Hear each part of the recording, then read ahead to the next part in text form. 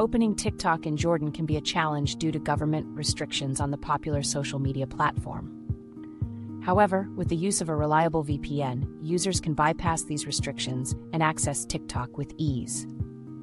A VPN, or virtual private network, allows users to connect to servers in different countries, effectively masking their true location and allowing them to access geo-blocked content. In the description, you can find a link to a reliable and secure VPN for Jordan. Free trial is available. To open TikTok in Jordan using a VPN, users first need to download a reputable VPN service from the App Store or website. Once installed, they can open the VPN app and select a server location where TikTok is not blocked, such as the United States or the United Kingdom. After connecting to the chosen server, users can open the TikTok app and enjoy browsing videos and creating content as they would in any other country.